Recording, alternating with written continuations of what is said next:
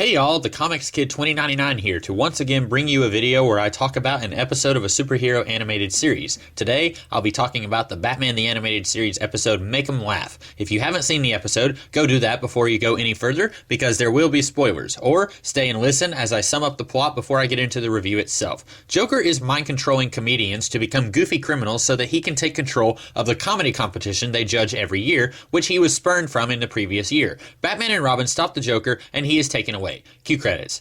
In all of the videos I've done about this series, there have been many great episodes, but there have also been some stinkers. But most of those stinkers are stinkers because of the quality of the episode. I'm not sure if I can say that about this episode, but maybe I can. This one isn't a great episode, mind you, but a great deal of what went wrong here is more of a continuity snafu, if you will. Now, I should first mention that using the C word, continuity, isn't something that I try to get riled up over. When you're dealing with serial fiction, every once in a while, you make mistakes. If you tell me that Bruce Wayne was 8 years old when his parents died, and then later tell me that he was 10, that doesn't bother me too much. Mistakes happen. And even if it's something a little more major than that, I like to try to find creative solutions to why something that appears to be an error might not actually be an error, which is something I used to enjoy doing with the X-Men films a great deal. But this episode isn't making a minor mistake. We've already seen in the Mask of the Phantasm movie that came out a full year before this episode that before the Joker was the Joker, he was a sneering mobster working for Sal Valestro. And furthermore, Bruce Wayne figured out that that was who the Joker was. Now we've got an episode telling us that he was a stand-up comedian who believes he was spurned by a panel of actual comedians, and after becoming Jokerfied, he returns to get his vengeance on them. And once again, Bruce figures out that is who the Joker was before he was the Joker.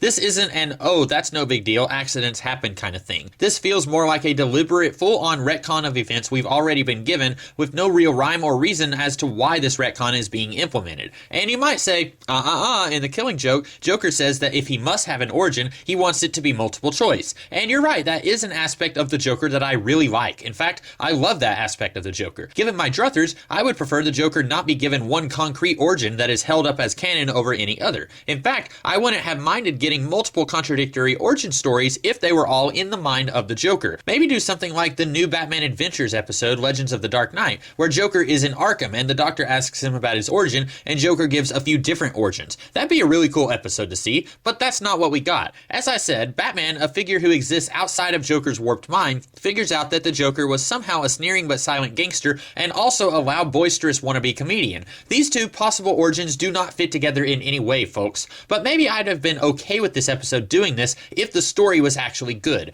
Maybe. But unfortunately, the story isn't too much to write home about either. Now, I will say I absolutely love the wacky costumes and identities that the panel of comedians all come up with when the Joker mind controls them. I laughed like a little kid when Condiment King, Pac Rat, and Mighty Mom all showed up. And I even appreciated that the Joker is using Mad Hatter's mind control technology, and I assume this leads into the technology that was eventually responsible for bringing him back in Batman Beyond Return of the Joker. But beyond that, this story is very weak. Once you know the Joker is behind these comedians throwing their lives away like this, there's very little substance here. In fact, if you're like me and you know the Joker is behind it all from the beginning, then there's very little substance from the word go. I also find it hard to swallow that the Joker has only been the Joker for a year or less. He mentions that the judges snubbing him in that contest happened last year, and I know the time can be very fluid in a series like this, but I don't think that it's that fluid. Going back to nearly the very beginning of this series, Joker was one of the only villains to not get an origin episode, and I always just assumed that he had been pestering Batman for quite some time, even before Christmas with the Joker. A lot longer than a year anyway. But again, this is part of my issues with the continuity snafu part of this episode, so perhaps I should just drop it.